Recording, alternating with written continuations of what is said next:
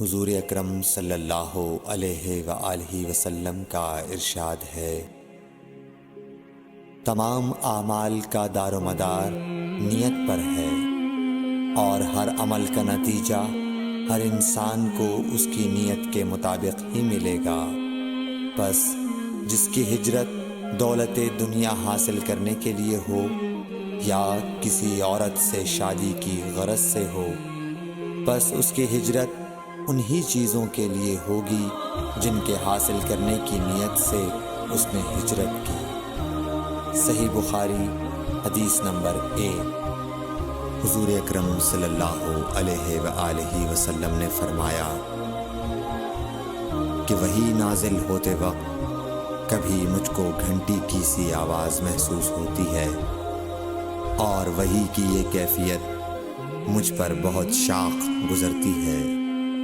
جب یہ کیفیت ختم ہوتی ہے تو میرے دل و دماغ پر اس فرشتے کے ذریعے نازل شدہ وحی محفوظ ہو جاتی ہے، اور کسی وقت ایسا ہوتا ہے کہ فرشتہ بشکل انسان میرے پاس آتا ہے اور مجھ سے کلام کرتا ہے، بس میں اس کا کہا ہوا یاد رکھ لیتا ہوں۔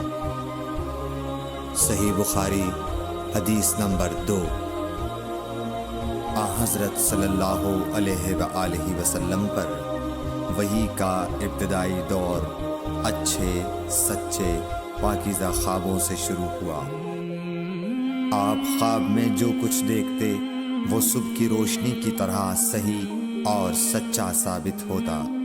پھر من جانب قدرت آپ تنہائی پسند ہو گئے، اور آپ نے غار حرا میں خلوت نشینی اختیار فرمائی، اور کئی دن اور رات وہاں مسلسل عبادت اور یاد الہی و ذکر میں مشغول رہنے لگے۔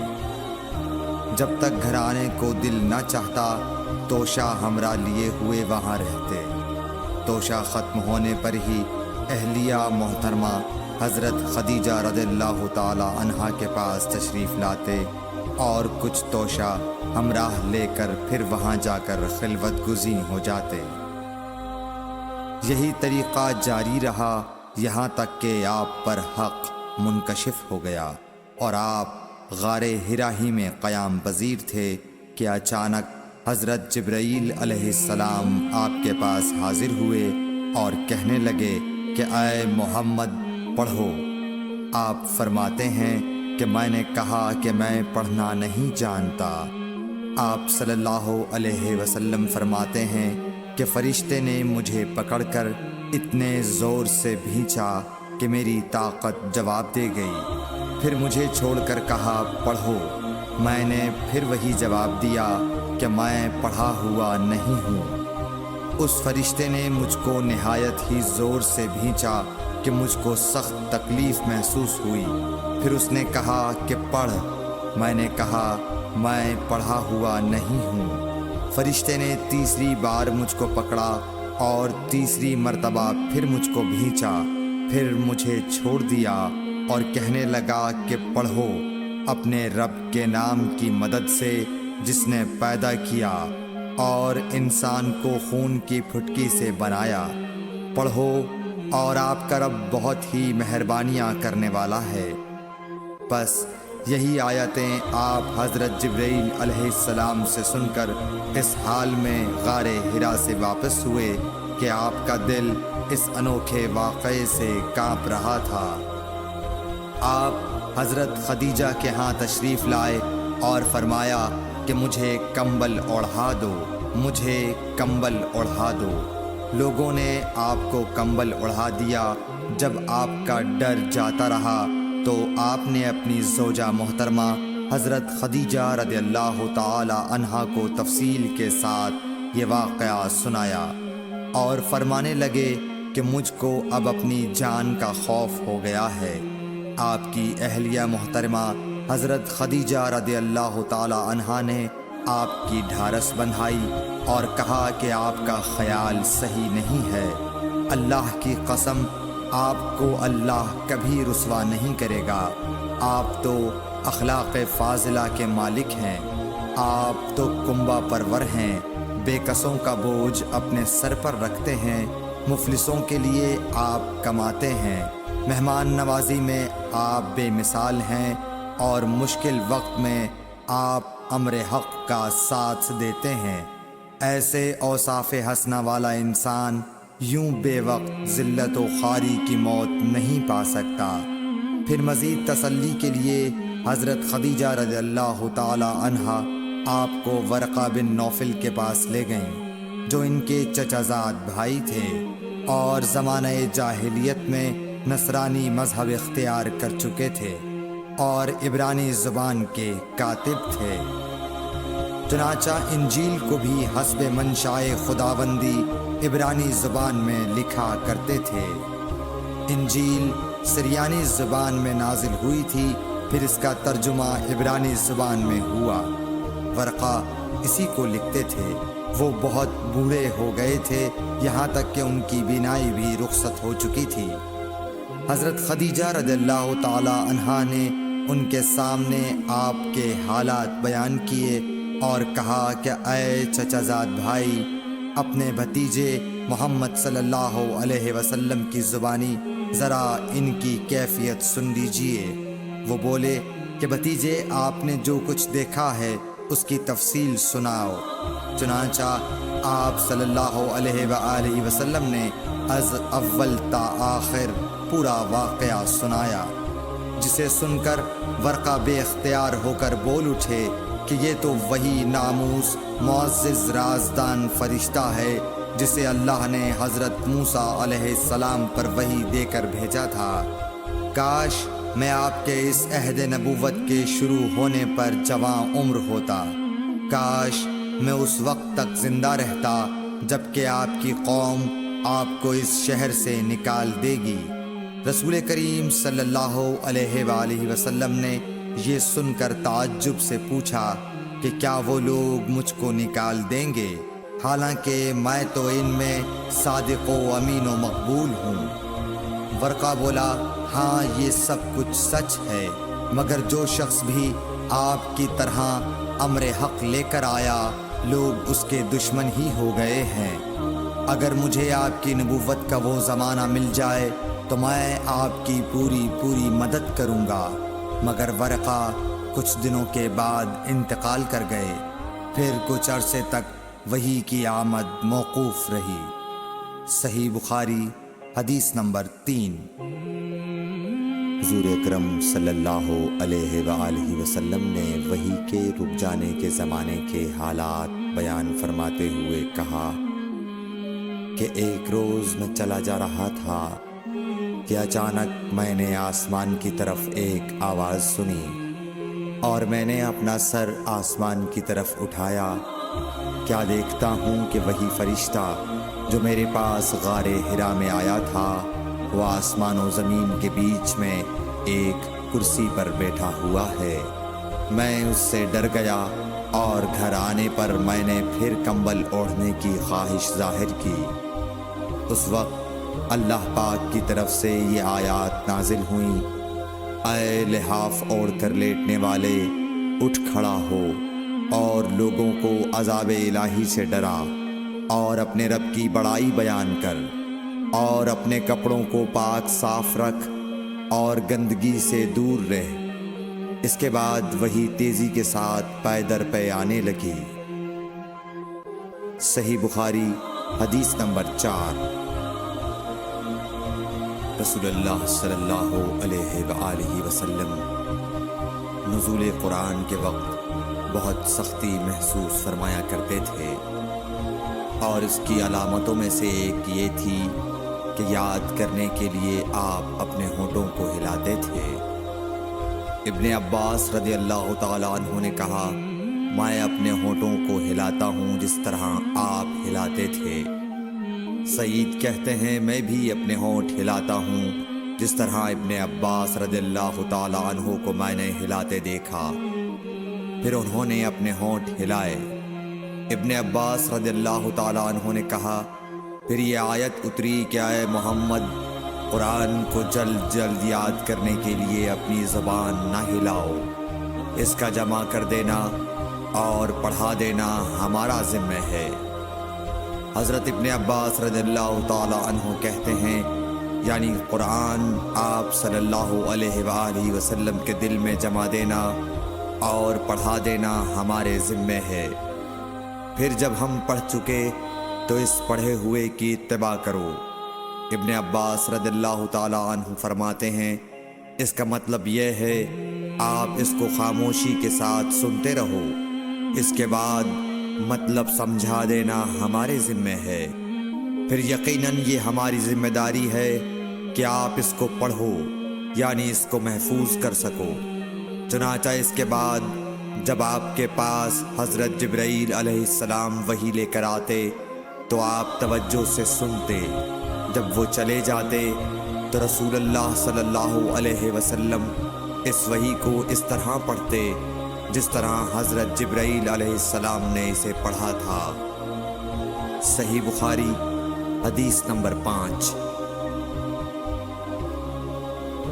رسول اللہ صلی اللہ علیہ وآلہ وسلم سب لوگوں سے زیادہ جواد سخی تھے، اور رمضان میں دوسرے اوقات کے مقابلے میں جب جبرائیل علیہ السلام آپ صلی اللہ علیہ وآلہ وسلم سے ملتے بہت ہی زیادہ جود و کرم فرماتے۔ جبرائیل علیہ السلام رمضان کی ہر رات میں آپ صلی اللہ علیہ وآلہ وسلم سے ملاقات کرتے اور آپ کے ساتھ قرآن کا دورہ کرتے۔ غرض حضرت صلی اللہ علیہ وآلہ وسلم لوگوں کو بھلائی پہنچانے میں بارش لانے والی ہوا سے بھی زیادہ جود و کرم فرمایا کرتے تھے۔ صحیح بخاری حدیث نمبر 6۔ ہرقل شاہ روم نے قریش کے قافلے میں ایک آدمی بلانے کو بھیجا، اور اس وقت یہ لوگ تجارت کے لیے ملک شام گئے ہوئے تھے، اور یہ وہ زمانہ تھا جب رسول اللہ صلی اللہ علیہ وسلم نے قریش اور ابو سفیان سے ایک وقتی عہد کیا ہوا تھا۔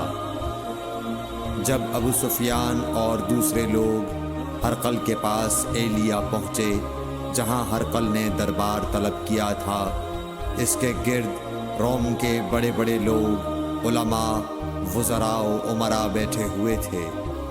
ہرقل نے ان کو اور اپنے ترجمان کو بلوایا، پھر ان سے پوچھا کہ تم میں سے کون شخص مدعی رسالت کا زیادہ قریبی عزیز ہے؟ ابو سفیان کہتے ہیں کہ میں بول اٹھا کہ میں اس کا سب سے زیادہ قریبی رشتہ دار ہوں۔ یہ سن کر ہرقل نے حکم دیا کہ اس ابو سفیان کو میرے قریب لا کر بٹھاؤ اور اس کے ساتھیوں کو اس کی پیٹھ کے پیچھے بٹھا دو۔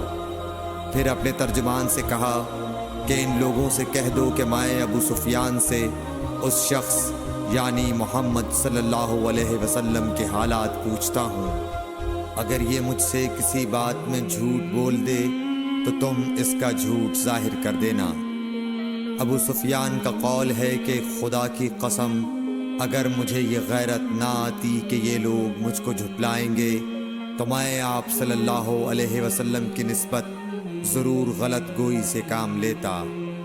خیر، پہلی بات جو ہرقل نے مجھ سے پوچھی وہ یہ کہ اس شخص کا خاندان تم لوگوں میں کیسا ہے؟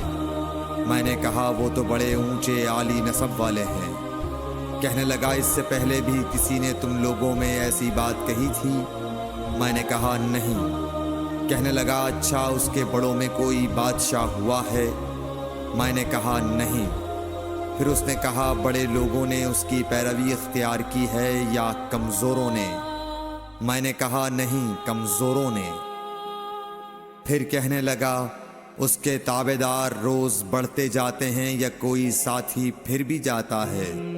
میں نے کہا نہیں۔ کہنے لگا کیا اپنے اس دعوی نبوت سے پہلے کبھی کسی بھی موقع پر اس نے جھوٹ بولا ہے؟ میں نے کہا نہیں، اور اب ہماری اس سے صلح کی ایک مقررہ مدت ٹھہری ہوئی ہے، معلوم نہیں وہ اس میں کیا کرنے والا ہے۔ ابو سفیان کہتے ہیں میں اس بات کے سوا اور کوئی جھوٹ اس گفتگو میں شامل نہ کر سکا۔ ہرقل نے کہا کیا تمہاری اس سے کبھی لڑائی بھی ہوئی ہے؟ ہم نے کہا کہ ہاں۔ بولا پھر تمہاری اور اس کی جنگ کا کیا حال ہوتا ہے؟ میں نے کہا لڑائی ڈول کی طرح ہے، کبھی وہ ہم سے میدان جنگ جیت لیتے ہیں اور کبھی ہم ان سے جیت لیتے ہیں۔ ہرقل نے پوچھا وہ تمہیں کس بات کا حکم دیتا ہے؟ میں نے کہا وہ کہتا ہے کہ صرف ایک اللہ ہی کی عبادت کرو، اس کا کسی کو شریک نہ بناؤ، اور اپنے باپ دادا کی شرک کی باتیں چھوڑ دو، اور ہمیں نماز پڑھنے، سچ بولنے، پرہیزگاری اور صلہ رحمی کا حکم دیتا ہے۔ یہ سب سن کر پھر ہرقل نے اپنے ترجمان سے کہا کہ ابو سفیان سے کہہ دے کہ میں نے تم سے اس کا نسب پوچھا تو تم نے کہا کہ وہ ہم سے عالی نسب ہے، اور پیغمبر اپنی قوم میں عالی نسب ہی بھیجے جایا کرتے ہیں۔ میں نے تم سے پوچھا کہ دعویٰ نبوت کی یہ بات تمہارے اندر اس سے پہلے کسی اور نے بھی کہی تھی؟ تو تم نے جواب دیا کہ نہیں۔ تب میں نے اپنے دل میں کہا کہ اگر یہ بات اس سے پہلے کسی اور نے کہی ہوتی تو میں سمجھتا کہ اس شخص نے بھی اسی بات کی تقلید کی ہے جو پہلے کہی جا چکی ہے۔ میں نے تم سے پوچھا کہ اس کے بڑوں میں کوئی بادشاہ بھی گزرا ہے تو تم نے کہا کہ نہیں۔ تو میں نے دل میں کہا کہ ان کے بزرگوں میں سے کوئی بادشاہ ہوا ہوگا تو کہہ دوں گا کہ وہ شخص اس بہانے اپنے آباء و اجداد کی بادشاہت اور ان کا ملک دوبارہ حاصل کرنا چاہتا ہے۔ اور میں نے تم سے پوچھا کہ اس بات کے کہنے یعنی پیغمبری کا دعویٰ کرنے سے پہلے تم نے کبھی اس کو دروغ گوئی کا الزام لگایا ہے؟ تم نے کہا کہ نہیں۔ تو میں نے سمجھ لیا کہ جو شخص آدمیوں کے ساتھ دروغ گوئی سے بچے وہ اللہ کے بارے میں کیسے جھوٹی بات کہہ سکتا ہے۔ اور میں نے تم سے پوچھا کہ بڑے لوگ اس کے پیرو ہوتے ہیں یا کمزور آدمی؟ تم نے کہا کمزوروں نے اس کی اتباع کی ہے۔ تو دراصل یہی لوگ پیغمبروں کے متبعین ہوتے ہیں۔ اور میں نے تم سے پوچھا کہ اس کے ساتھی بڑھ رہے ہیں یا کم ہو رہے ہیں؟ تم نے کہا کہ وہ بڑھ رہے ہیں، اور ایمان کی کیفیت یہی ہوتی ہے حتیٰ کہ وہ کامل ہو جاتا ہے۔ اور میں نے تم سے پوچھا کہ آیا کوئی شخص اس کے دین سے ناخوش ہو کر مرتد بھی ہو جاتا ہے؟ تم نے کہا نہیں۔ تو ایمان کی خاصیت بھی یہی ہے، جن کے دلوں میں اس کی مسرت رچ بس جائے وہ اس سے لوٹا نہیں کرتے۔ اور میں نے تم سے پوچھا کہ آیا وہ کبھی عہد شکنی کرتے ہیں؟ تم نے کہا نہیں۔ پیغمبروں کا یہی حال ہوتا ہے، وہ عہد کی خلاف ورزی نہیں کرتے۔ اور میں نے تم سے کہا کہ وہ تم سے کس چیز کے لیے کہتے ہیں؟ تم نے کہا کہ وہ ہمیں حکم دیتے ہیں کہ اللہ کی عبادت کرو، اس کے ساتھ کسی کو شریک نہ ٹھہراؤ، اور تمہیں بتوں کی پرستش سے روکتے ہیں، سچ بولنے اور پرہیزگاری کا حکم دیتے ہیں۔ لہٰذا اگر یہ باتیں جو تم کہہ رہے ہو سچ ہیں تو ان قریب وہ اس جگہ کا مالک ہو جائے گا کہ جہاں میرے یہ دونوں پاؤں ہیں۔ مجھے معلوم تھا کہ وہ پیغمبر آنے والا ہے، مگر مجھے یہ معلوم نہیں تھا کہ وہ تمہارے اندر ہوگا۔ اگر میں جانتا کہ اس تک پہنچ سکوں گا تو اس سے ملنے کے لیے ہر تکلیف گوارا کرتا۔ اگر میں اس کے پاس ہوتا تو اس کے پاؤں دھوتا۔ ہرقل نے رسول اللہ صلی اللہ علیہ وسلم کا وہ خط منگایا جو آپ نے وحیہ کلبی رضی اللہ تعالیٰ عنہ کے ذریعے حاکم بصرہ کے پاس بھیجا تھا، اور اس نے وہ ہرقل کے پاس بھیج دیا تھا۔ پھر اس کو پڑھا تو اس میں لکھا تھا، اللہ کے نام کے ساتھ جو نہایت مہربان اور رحم والا ہے۔ اللہ کے بندے اور اس کے پیغمبر محمد صلی اللہ علیہ وسلم کی طرف سے یہ خط ہے شاہ روم کے لیے۔ اس شخص پر سلام ہو جو ہدایت کی پیروی کرے۔ اس کے بعد میں آپ کے سامنے دعوت اسلام پیش کرتا ہوں۔ اگر آپ اسلام لے آئیں گے تو دین و دنیا میں سلامتی نصیب ہوگی، اللہ آپ کو دوہرا ثواب دے گا، اور اگر آپ میری دعوت سے روگردانی کریں گے تو آپ کی رعایا کا گناہ بھی آپ ہی پر ہوگا۔ اور اے اہل کتاب، ایک ایسی بات پر آ جاؤ جو ہمارے اور تمہارے درمیان یکساں ہے، وہ یہ کہ ہم اللہ کے سوا کسی کی عبادت نہ کریں اور کسی کو اس کا شریک نہ ٹھہرائیں۔ اور نہ ہم میں سے کوئی کسی کو خدا کے سوا اپنا رب بنائے۔ پھر اگر وہ اہل کتاب اس کتاب سے منہ پھیر لیں تو مسلمانوں تم ان سے کہہ دو کہ تم مانو یا نہ مانو، ہم ایک خدا کے اطاعت گزار ہیں۔ ابو سفیان کہتے ہیں جب ہرقل نے جو کچھ کہنا تھا کہہ دیا اور خط پڑھ کر فارغ ہوا تو اس کے ارد گرد بہت شور و غوغا ہوا، بہت سی آوازیں اٹھیں اور ہمیں باہر نکال دیا گیا۔ تب میں نے اپنے ساتھیوں سے کہا کہ ابو کبشہ کے بیٹے حضرت صلی اللہ علیہ وسلم کا معاملہ تو بہت بڑھ گیا، دیکھو تو اس سے بنی اصفر روم کا بادشاہ بھی ڈرتا ہے۔ مجھے اس وقت سے اس بات کا یقین ہو گیا کہ حضور صلی اللہ علیہ وسلم ان قریب غالب ہو کر رہیں گے، حتیٰ کہ اللہ نے مجھے مسلمان کر دیا۔ راوی کا بیان ہے کہ ابن ناطور ایلیا کا حاکم ہرقل کا مصاحب اور شام کے نصارہ کا لاٹ پادری بیان کرتا تھا کہ ہرقل جب ایلیا آیا ایک دن صبح کو پریشان اٹھا تو اس کے درباریوں نے دریافت کیا کہ آج ہم آپ کی حالت بدلی ہوئی پاتے ہیں، کیا وجہ ہے؟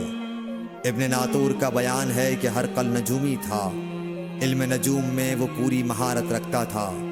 اس نے اپنے ہم نشینوں کو بتایا کہ میں نے آج رات ستاروں پر نظر ڈالی تو دیکھا کہ ختنہ کرنے والوں کا بادشاہ ہمارے ملک پر غالب آ گیا ہے۔ بھلا اس زمانے میں کون لوگ ختنہ کرتے ہیں؟ انہوں نے کہا کہ یہود کے سوا کوئی ختنہ نہیں کرتا، سو ان کی وجہ سے پریشان نہ ہوں۔ سلطنت کے تمام شہروں میں یہ حکم لکھ بھیجیے کہ وہاں جتنے یہودی ہوں سب قتل کر دیے جائیں۔ وہ لوگ انہی باتوں میں مشغول تھے کہ ہرقل کے پاس ایک آدمی لایا گیا جسے شاہ غسان نے بھیجا تھا۔ اس نے رسول اللہ صلی اللہ علیہ وسلم کے حالات بیان کیے۔ جب ہرقل نے سارے حالات سن لیے تو کہا کہ جا کر دیکھو وہ ختنہ کیے ہوئے ہے یا نہیں۔ انہوں نے اسے دیکھا تو بتلایا کہ وہ ختنہ کیا ہوا ہے۔ ہرقل نے جب اس شخص سے عرب کے بارے میں پوچھا تو اس نے بتلایا کہ وہ ختنہ کرتے ہیں۔ تب ہرقل نے کہا کہ یہی محمد صلی اللہ علیہ وسلم اس امت کے بادشاہ ہیں جو پیدا ہو چکے ہیں۔ پھر اس نے اپنے ایک دوست کو رومیہ خط لکھا اور وہ بھی علم نجوم میں ہرقل کی طرح ماہر تھا۔ پھر وہاں سے ہرقل حمص چلا گیا۔ ابھی حمص سے نکلا نہیں تھا کہ اس کے دوست کا خط اس کے جواب میں آ گیا۔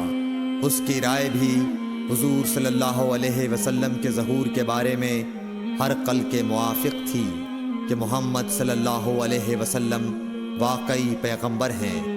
اس کے بعد ہرقل نے روم کے بڑے آدمیوں کو اپنے حمص کے محل میں طلب کیا اور اس کے حکم سے محل کے دروازے بند کر لیے گئے۔ پھر وہ اپنے خاص محل سے باہر آیا اور کہا، اے روم والو، کیا ہدایت اور کامیابی میں کچھ حصہ تمہارے لیے بھی ہے؟ اگر تم اپنی سلطنت کی بقا چاہتے ہو تو پھر اس نبی صلی اللہ علیہ وسلم کی بیعت کر لو اور مسلمان ہو جاؤ۔ یہ سننا تھا کہ پھر لوگ وحشی گدھوں کی طرح دروازوں کی طرف دوڑے، مگر انہیں بند پایا۔ آخر جب ہرقل نے اس بات سے ان کی یہ نفرت دیکھی اور ان کے ایمان لانے سے مایوس ہو گیا تو کہنے لگا کہ ان لوگوں کو میرے پاس لاؤ۔ جب وہ دوبارہ آئے تو اس نے کہا، میں نے جو بات کہی تھی اس سے تمہاری دینی پختگی کی آزمائش مقصود تھی، سو وہ میں نے دیکھ لی۔ تب یہ بات سن کر وہ سب کے سب اس کے سامنے سجدے میں گر پڑے اور اس سے خوش ہو گئے۔ بالآخر ہرقل کی آخری حالت یہی رہی۔ صحیح بخاری حدیث نمبر 7۔ رسول اللہ صلی اللہ علیہ وسلم نے فرمایا، اسلام کی بنیاد 5 چیزوں پر قائم کی گئی ہے۔ اول، گواہی دینا کہ اللہ کے سوا کوئی معبود نہیں اور بے شک حضرت محمد صلی اللہ علیہ وسلم اللہ کے سچے رسول ہیں، اور نماز قائم کرنا اور زکوٰۃ ادا کرنا اور حج کرنا اور رمضان کے روزے رکھنا۔ صحیح بخاری حدیث نمبر 8۔ نبی کریم صلی اللہ علیہ وآلہ وسلم نے فرمایا کہ ایمان کی 60 سے کچھ اوپر شاخیں ہیں، اور حیا شرم بھی ایمان کی ایک شاخ ہے۔ صحیح بخاری حدیث نمبر 9۔ حضرت محمد مصطفیٰ صلی اللہ علیہ وآلہ وسلم نے فرمایا، مسلمان وہ ہے جس کی زبان اور ہاتھ سے مسلمان بچے رہیں، اور مہاجر وہ ہے جو ان کاموں کو چھوڑ دے جن سے اللہ نے منع فرمایا۔ صحیح بخاری حدیث نمبر 10۔